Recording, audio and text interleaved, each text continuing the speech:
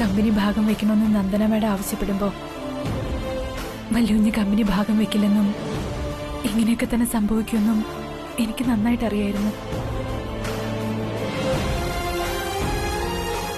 കാരണം വിലാസിനി മേഡം പറഞ്ഞതുപോലെ വല്യുഞ്ഞും അനിയമുഞ്ഞും തൃച്ചമൃത്ത രാമലക്ഷ്മണന്മാർ തന്നെയാ. അതുകൊണ്ടാ എനിക്ക് നന്ദന മേഡത്തിനോട് അങ്ങനെ പറയേണ്ടി വന്നത്. അതിന്റെ കാര്യകാരണങ്ങൾ നിന്നോട് ഞാൻ ചോദിച്ചോ? ഇല്ലല്ലോ. അതുകൊണ്ട് ആസ്ഥാനത്ത് കയറി അഭിപ്രായമൊന്നും പറയണ്ട. നിനക്ക് അടുക്കളയിലല്ലേ ജോലി? പൊയ്ക്കോ. കല്യാണി നിൽക്ക. അമ്മേ, ഇങ്ങനൊരു വേദിക്ക് ഇവളും കാരണക്കാരി ആയതുകൊണ്ട് ഇനി ചടങ്ങ് കഴിഞ്ഞിട്ട് പോയാൽ മതി.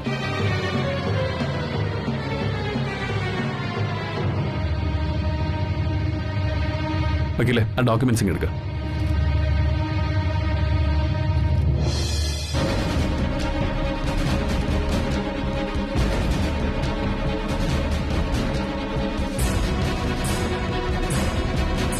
വാങ്ങിക്കും നന്ദന.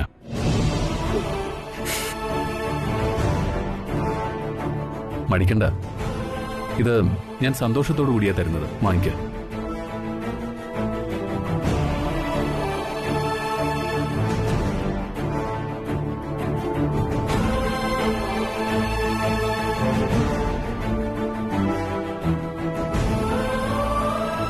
ഞാൻ അരവിന്ദനെ വഴക്ക് പറഞ്ഞത് അവൻ കാര്യമാക്കിയില്ലെങ്കിലും നിനക്കത് അപമാനം ഉണ്ടാക്കിയെന്നറിഞ്ഞപ്പോ പാടില്ലായിരുന്നു എന്ന് തോന്നി. ക്ഷമിച്ചേക്ക്. നീ ആഗ്രഹിച്ചതുപോലെ, ഞാൻ ആഗ്രഹിക്കുന്നത് പോലെ നമ്മുടെ അരവിന്ദ് വലിയൊരാളാവും. ഉറപ്പ്. അതിന്റെ ഒരു തുടക്കമായിട്ട് കണ്ടാൽ മതി ഇതിനെ.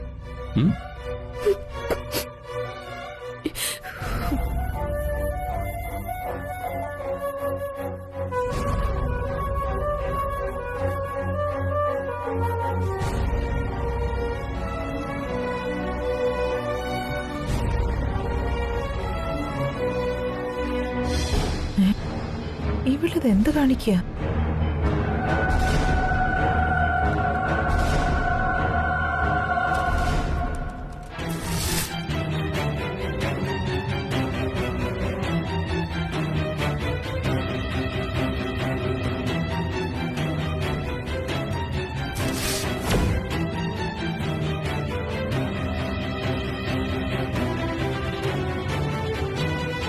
നന്ദന, നീ എന്തായി കാണിക്കുന്നു?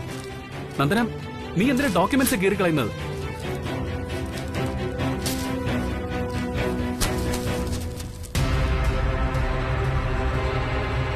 ഞാൻ ഡോക്യുമെന്റ്സ് മാത്രമല്ല ആനന്ദ് കീറിക്കളഞ്ഞത്, എന്റെ മനസ്സിലെ വേണ്ടാത്ത ചിന്തകളെ കൂടിയാ. ആനന്ദിന് മാത്രമേ അനിയന് വേണ്ടി ഇത്രയും ത്യാഗം ചെയ്യാൻ പാടുള്ളൂന്നുണ്ടോ? എന്റെ ഭർത്താവിന് വേണ്ടി, എന്റെ ഭർത്താവിന്റെ തറവാടിന്റെ മാനം കാക്കാൻ വേണ്ടി എനിക്കും അത് ചെയ്തൂടെ?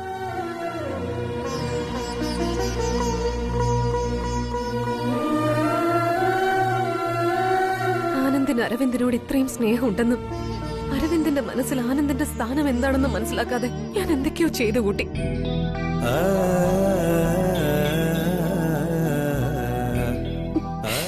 എന്നെക്കാളും നിങ്ങൾ തമ്മിലുള്ള ബന്ധത്തിന്റെ ആഴം കല്യാണിക്കറിയാം. അവള് കണക്ക് കൂട്ടിയത് പോലെ തന്നെയാ എല്ലാം സംഭവിച്ചിരിക്കുന്ന.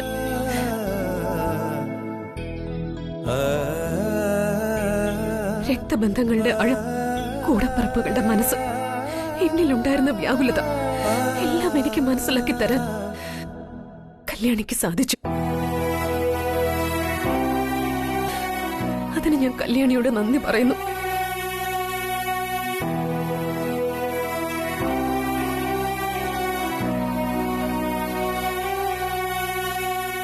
അരവിന്ദിന് ഉത്തരവാദിത്തം വരാൻ ഒരു കമ്പനിയുടെ ചുമതല കിട്ടണമെന്നേ ഞാൻ ആഗ്രഹിച്ചുള്ളൂ.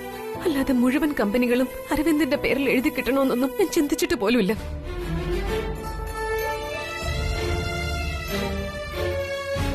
സ്വന്തം കൂടപ്പിറപ്പിന് വേണ്ടി സ്വത്തും പദവിയും അധികാരവും എല്ലാം വിട്ടുകൊടുക്കാൻ യാതൊരു മടിയുമില്ലാത്ത ഇങ്ങനൊരു ഏട്ടനെ കിട്ടിയത് എന്റെ അരവിന്ദിന്റെ ഏറ്റവും വലിയ സമ്പാദ്യമെന്ന് എനിക്കിപ്പോ ബോധ്യമായി.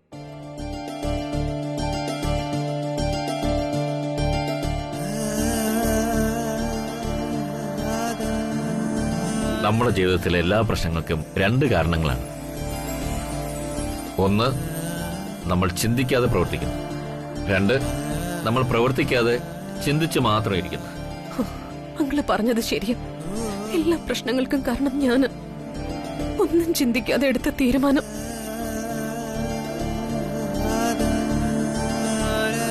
ആന്റി അങ്കിളും ഒക്കെ എന്നോട് പൊറുക്കണം. എന്നാ ഞാൻ അങ്ങോട്ട് ഇറങ്ങട്ടെ മാഡം. ശരി. ആ.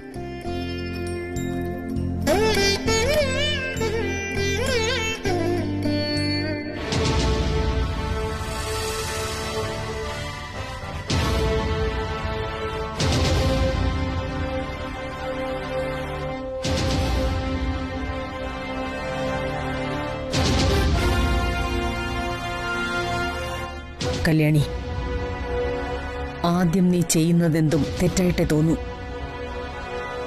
പക്ഷേ അത് ഈ കുടുംബത്തിന്റെ നന്മയ്ക്കായിരുന്നു എന്ന് അതിന്റെ അവസാനം ബോധ്യപ്പെടും.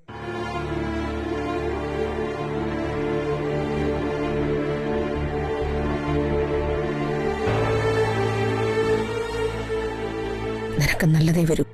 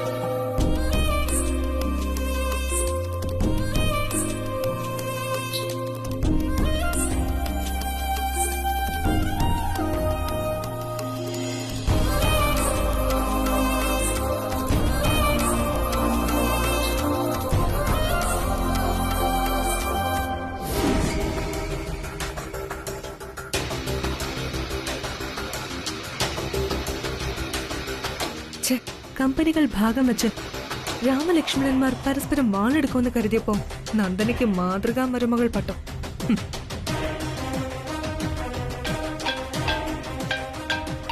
പ്രിയങ്ക, ഹലോ. എന്തായി ഗംഗ? തൃശ്ശൂരത്തെ നന്ദന സമരം വിജയത്തിലെത്തിയോ? പറഞ്ഞു. ആനന്ദ് ഗ്രൂപ്പ് ഓഫ് കമ്പനീസ് രണ്ടായി പിളർന്നില്ലേ? പിളർന്നു. കമ്പനികൾ അരവിന്ദിന്റെ പേരിലും എഴുതി വെച്ചു. ഗുഡ്. അപ്പോ ഞാൻ നന്ദനെ മീറ്റ് ചെയ്തതിന് ഫലം കണ്ടു. നന്ദനെ കണ്ടെന്നോ? എപ്പോ? ആനന്ദ് അരവിന്ദിനെ വഴക്കു പറഞ്ഞത് നന്ദനയ്ക്ക് അപമാനമായിന്ന് നീ എന്നോട് ഫോൺ വിളിച്ചു പറഞ്ഞില്ലേ? അതെ. അന്ന് നന്ദന പോകാറുള്ള റെസ്റ്റോറന്റിൽ വെച്ച് ഞാൻ അവളെ കണ്ടു. കണ്ടത് വെറുതെ അല്ല, കലക്കവെള്ളത്തിൽ മീൻ പിടിക്കാൻ തന്നെയാണ്.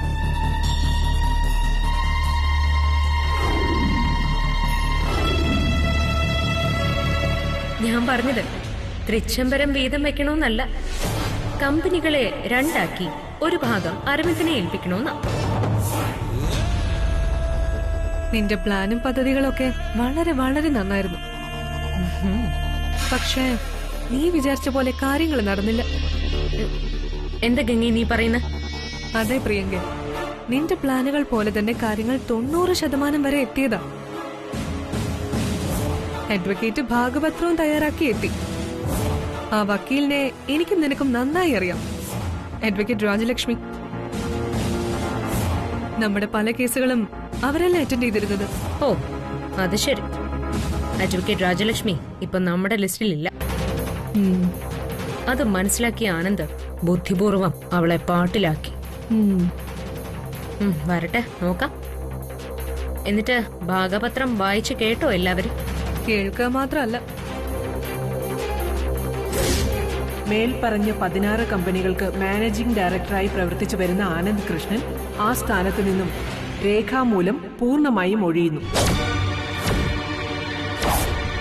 16 കമ്പനികളുടെയും MD സ്ഥാനത്തേക്ക് ആനന്ദ് കൃഷ്ണന്റെ ഏക സഹോദരനായ ശ്രീമാൻ അരവിന്ദ് കൃഷ്ണനെ നിയമിച്ചുകൊള്ളുന്നു.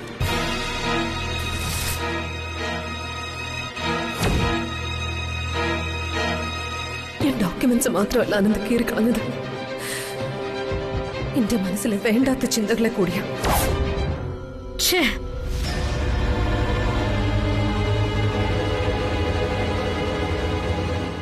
ഇനി എന്ത് ചെയ്യണമെന്ന് എനിക്ക് നന്നായിട്ടറിയാം. ആ പിന്നെ നാളെ ആയില്യമാണ്. നാഗരാജാവിന് മഞ്ഞൾ നീരാട്ടും 100 പാലും നൽകുന്നത് മറക്കരുത്. നീ ഫോൺ വെച്ചേക്ക്. ഞാൻ തൃച്ചംബരത്തെ സിംഹാസനം മോഹിച്ച് നടക്കുന്ന വിലാസിനെ എന്റെ ഒന്ന് വിളിക്കട്ടെ. ശരി പ്രിയങ്ക.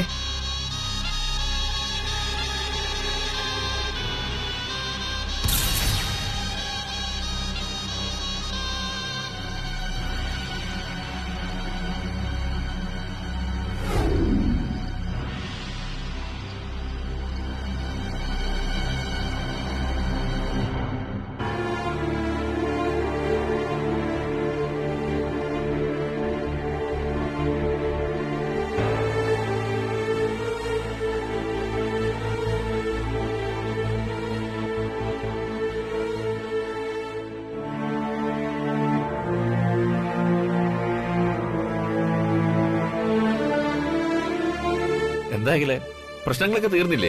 ഇനി എന്തിനാ വിഷമിച്ചിരിക്കുന്നത്? പ്രശ്നങ്ങളൊന്നും അവസാനിച്ചിട്ടില്ല കൃഷ്ണേട്ടാ. എന്തായി പറയുന്നത്? എനിക്കൊന്നും മനസ്സിലാവുന്നില്ല. പറയാം.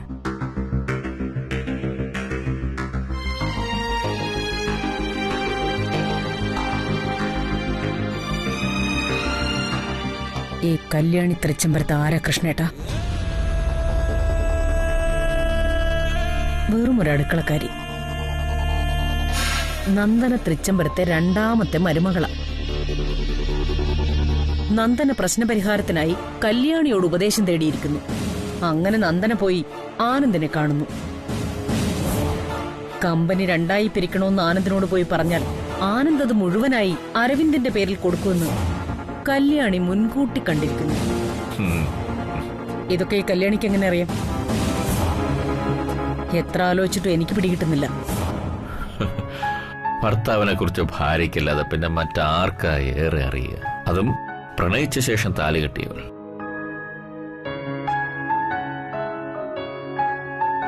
ഇതിൽ അത്ഭുതപ്പെടാൻ എന്തിരിക്കുന്നു? ഞാൻ പറഞ്ഞിട്ടില്ലേ, കല്യാണിക്ക് ആനന്ദിനെ കുറിച്ച് മാത്രമല്ല ഈ തൃച്ചംബരത്തെ എല്ലാവരെ കുറിച്ചും വളരെ കൃത്യമായിട്ട് അറിയാം. അതെന്തോ ആകട്ടെ, കല്യാണി കാരണം തൃച്ചംബരത്തുണ്ടാകാനായിരുന്ന വലിയൊരു കൊടുങ്കാറ്റടങ്ങിയില്ലേ? അതാലോചിച്ച് സന്തോഷിക്കേണ്ടതിന് പകരം നീ ഇങ്ങനെ തല പോഞ്ഞിരുന്നാലോ? എന്റെ തല പുകയുന്നുണ്ടെങ്കിൽ അതിന് മറ്റൊരു കാരണം കൂടിയുണ്ട്. അതാ മറ്റൊരു കാരണം? കുടുംബത്തിലെ പ്രശ്നങ്ങൾ തീരാൻ ഞാൻ പൂർവികർക്ക് പൂജ ചെയ്യാൻ ഒരുങ്ങിയപ്പോ ആ കർമ്മം കല്യാണി ചെയ്തുകൊണ്ടിരിക്കുന്നു. അവൾ പൂജ ചെയ്ത കാരണം പൂർവിക ശാപം കിട്ടുമെന്ന് ഭയന്നപ്പോ ഉണ്ടാകേണ്ട പ്രശ്നം പരിഹരിക്കപ്പെട്ടിരിക്കുന്നു. അല്ല കൃഷ്ണേട്ടാ, അവളെ പൂർവികർ അനുഗ്രഹിച്ചു എന്നുള്ളതിന്റെ തെളിവല്ലേ അത്? ആ പ്രശ്നം പരിഹരിക്കപ്പെട്ടത്. ഈ കുടുംബവുമായി യാതൊരു ബന്ധമില്ലാത്തൊരു പെൺകുട്ടി പൂജ ചെയ്താൽ നമ്മുടെ പൂർവികർക്ക് അനുഗ്രഹിക്കാനാവൂ?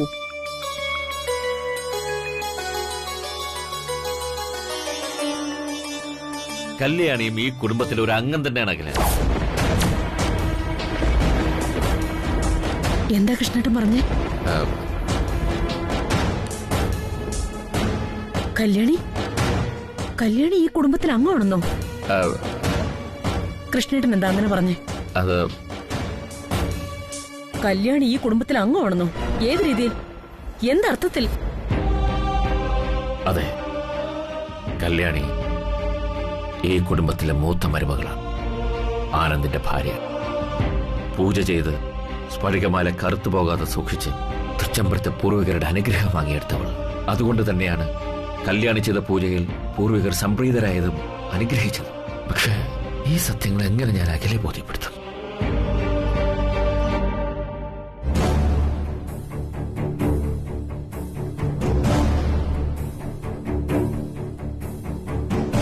ഈ ഇളയമ്മേനെ നമ്മളിങ്ങനെ സഹിക്കണം എന്ന് വെച്ചാൽ അത് വലിയ കഷ്ടം തന്നെ ബ്രോ. ഒരു പ്രശ്നം നമ്മൾ പരിഹരിച്ചു വരുമ്പോൾ അവരടുത്ത പ്രശ്നം ഉണ്ടാക്കും. അങ്ങനെ ഏത് നേരം ഈ തൃച്ചമ്പരത്ത് പ്രശ്നങ്ങൾ തന്നെ പ്രശ്നം. ഇളയച്ചന്റെ ഭാര്യയല്ലേ അരവിന്ദ്, അതുകൊണ്ടാ അമ്മ പലപ്പോഴും ക്ഷമിച്ചു കൊടുക്കുന്നത്. അല്ല, എന്നാൽ ഇതിനൊരു അവസാനം ഇല്ലേ ബ്രോ? അല്ല, ഇളയമ്മ ഉപദ്രവിക്കാത്ത ആരോടെ ഉള്ളത്? മുഖ്യ ശത്രു കല്യാണി. അല്ല, ഇത് എത്ര നാൾ നമ്മൾ സഹിക്കും? ശരി അരവിന്ദ്, അതിനെന്തെങ്കിലും ഒരു മാർഗം കണ്ടെത്തിയേ പറ്റൂ. കൃഷ്ണേട്ടൻ എന്താ ഉത്തരം മുട്ടിപ്പോയോ? പറയ കൃഷ്ണേട്ടാ. എന്താ ഞാൻ ചോദിച്ചത് കൃഷ്ണേട്ട കേട്ടില്ലേ? ഞാനെന്ത് പറയാൻ? അത് നീ തന്നെ പലവട്ടം പറഞ്ഞിട്ടുള്ള കാര്യമല്ലേ അഖില? ഞാനെന്ത് പറഞ്ഞു? ദാസും കല്യാണിയും തൃച്ചമ്പരത്തെ ജോലിക്കാർ മാത്രമല്ല, അവരിവിടുത്തെ കുടുംബത്തിലെ അംഗങ്ങളാണ്. കല്യാണിയുടെ വിവാഹം ഈ കുടുംബത്തിലെ ഒരു അംഗത്തിന്റെ വിവാഹം പോലെ നടത്തുമെന്ന് ഇതൊക്കെ വെച്ച് ഞാനങ്ങനെ പറഞ്ഞു പോയതാ. അവളെ കുടുംബാംഗമായി പൂർവികർ അംഗീകരിച്ചുകൊണ്ടല്ലേ അവരിപ്പോ അവളെ അനുഗ്രഹിച്ചത്.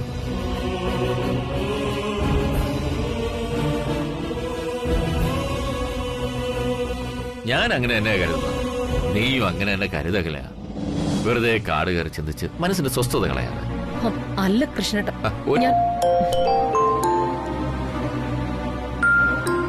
ഒരു മിനിറ്റ്. പ്രതാപ് പറയൂ.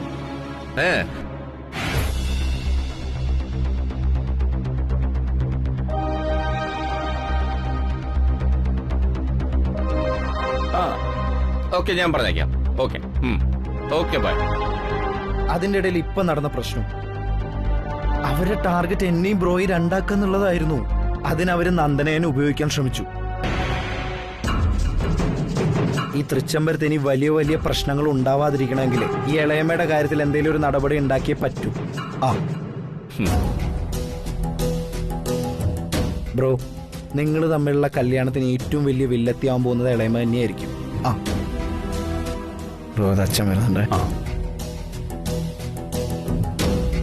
എന്തായാലും വിലാസിന് പുതിയ പ്രശ്നങ്ങളെല്ലാം ഉണ്ടാക്കുമല്ലോ. ഒന്നിതപ്പോ കഴിഞ്ഞല്ലേ ഉള്ളൂ. ഇളയമ്മ ഇനി അടുത്തുള്ള ആലോചനയിലായിരിക്കും. കൂട്ടിന് ഗംഗയും ആ ജയന്തിയും ഉണ്ട്. അവര് മൂന്നുപേരും കൂടി ആലോചന. അല്ല, പുറത്തുനിന്ന് ആരെങ്കിലും ഉണ്ടോന്ന് സംശയിക്കേണ്ടിയിരിക്കുന്നു. അവരാലോചിക്കട്ടെ. വിലാസിനി എന്ത് ചെയ്താലും അത് തിരികെ വന്ന് വിലാസിനിക്ക് തന്നെ കൊള്ളുകയാണ്. കല്യാണിയെ തൃച്ചമ്പരത്ത് നിന്ന് പുറത്താക്കുക എന്ന ഏക ലക്ഷ്യം മാത്രമാണ് വിലാസിനിക്കുള്ളത്. അതൊരിക്കലും നിറവേറില്ലല്ലോ. കല്യാണി ഓരോ നിമിഷം കഴിയുന്തോറും അഖിലയുടെ മനസ്സിൽ കയറിക്കൊണ്ടിരിക്കുക. അതൊന്നും നിലനിൽക്കില്ല അച്ഛ. ഇളയമ്മ അമ്മയെ ബ്രെയിൻ വാഷ് ചെയ്യും, അമ്മ അതിൽ വീഴുകയും ചെയ്യും. ഇളയമ്മ ഒരു പ്രത്യേക ജന്മം അച്ഛ. അവര് കൊടും വിഷമാണ്. അച്ഛന്റെ അമ്മയുടെയും മുമ്പിൽ ഒരു ഗ്രൂപ്പായിട്ട് അവര് വന്ന് നിന്ന അഭിപ്രായങ്ങളെല്ലാം പറയുന്നത്. ചെറുപ്പോഴും കൺട്രോൾ പോകാറുള്ളതാ. മതി മതി, എന്തൊക്കെ പറഞ്ഞാലും അവൾ എന്റെ അനുജന്റെ ഭാര്യ, നിങ്ങളുടെ ഇളയ അമ്മ. നിങ്ങൾ പറയുന്നതൊക്കെ ശരി തന്നെയാണ്. മനസ്സുണ്ടെങ്കിൽ മാറാൻ കഴിയുക എന്നതാണ് മനുഷ്യന്റെ സവിശേഷ ഗുണങ്ങളിലൊന്ന്. വിലാസ് എനിക്ക് അത് ഇല്ലാതെ പോയി. എത്ര തിരിച്ചടികൾ ഉണ്ടായാലും അവള് മാറില്ല. അപ്പോ നമ്മൾ അതനുസരിച്ച് കരുതി വേണം ഓരോന്നും പറയാനും പ്രവർത്തിക്കാൻ. ഏതായാലും ഞാനൊന്ന് വിലാസിനെ കാണട്ടെ. എന്റെ അച്ഛ, എന്തോ ഒരു പഴഞ്ചൊല്ലുണ്ടല്ലോ, ഈ പോത്തിന്റെ ചെവിയിൽ എന്തോ വേദം ഉതിരുന്നോ മറ്റോ, അത് തന്നെ ഇവിടെ സംഭവിക്കാൻ പോകുന്നത്. അല്ലെങ്കിൽ അച്ഛൻ കണ്ടോ. ആനന്ദ്, നീ ആ സേഠ്ജിയുടെ മേലിന് മറുപടി കൊടുക്കണം. അത് പറയാനാ ഞാൻ ഇങ്ങോട്ട് വന്നത്. ശരി അച്ഛാ, ഇപ്പൊ തന്നെ ചെയ്യാം.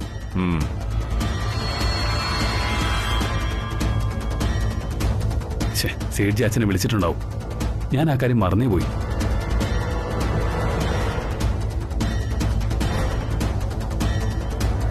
എന്നാ ബ്രോ, ഞാൻ കിടന്നോട്ടെ.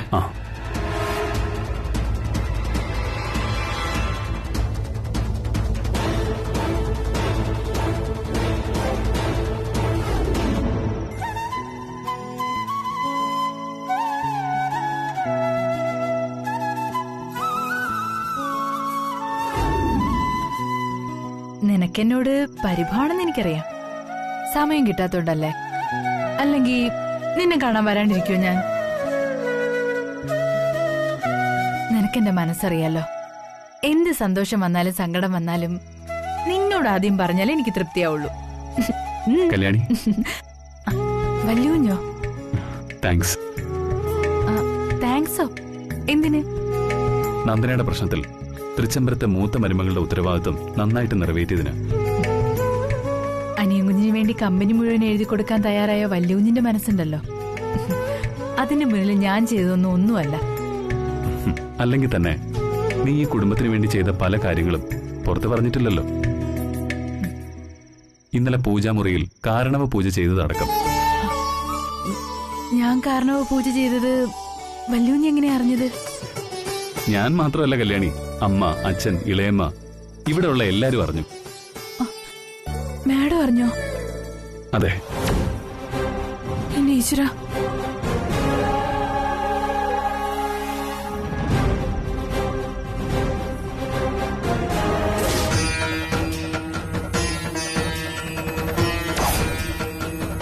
കല്യാണി,